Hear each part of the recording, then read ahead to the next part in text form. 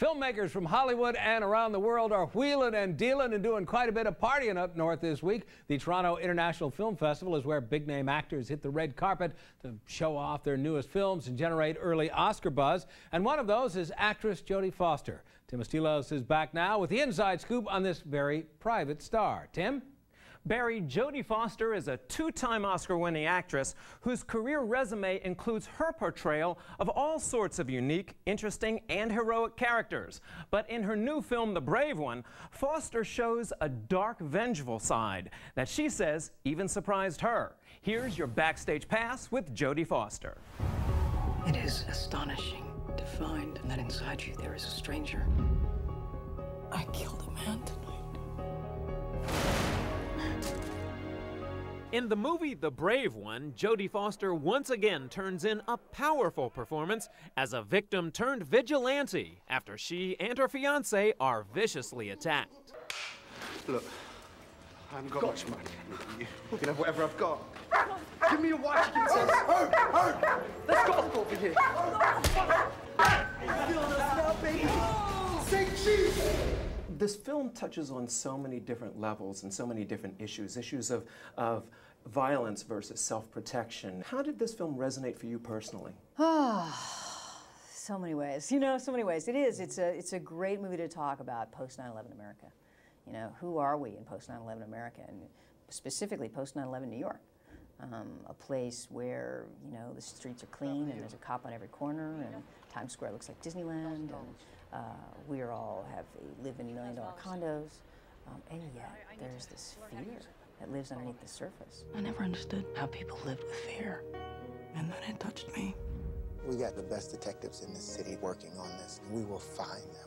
Please be a little bit patient and have a seat over there. An officer will be down shortly to help you. We're on your side. How come it doesn't feel like that? We're all afraid something bad's going to happen, even though our fears aren't justified by reality. How do you live that way? How do you live with that kind of fear? And what happens to you? Well, from fear comes rage. This is too easy, man.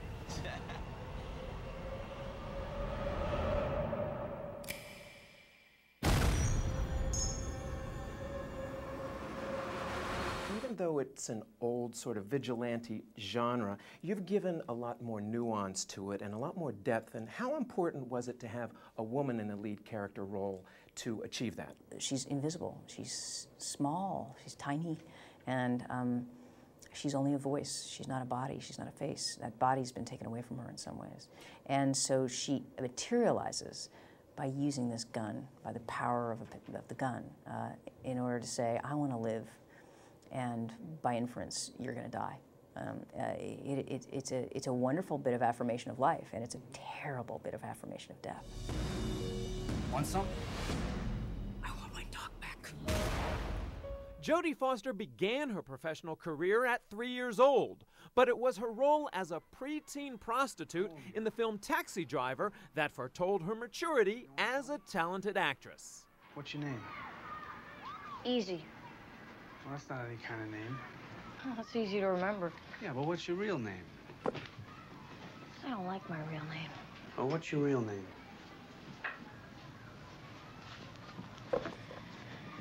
Iris. Well, what's wrong with that? That's a nice name. That's what you think. In 1988, it was Foster's Oscar-winning role as a rape victim in The Accused that solidified her prestige in Hollywood. And then the big guy, Kurt, held my arms down. And I could hear him yelling and clapping and cheering.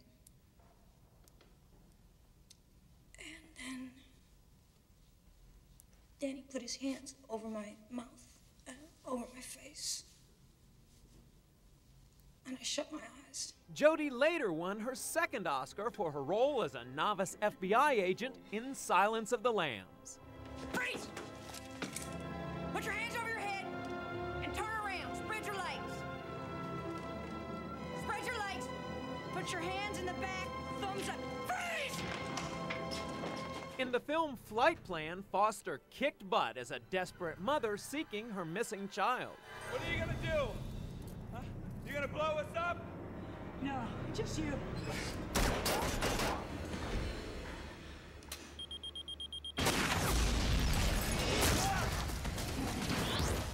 taken on so many different roles that seem to start out as a person being victimized but yet triumphs, such as Panic Room or The Accused and so many others. I can't believe that it's just acting. Is there something inside of you that has that sort of survivor's instinct?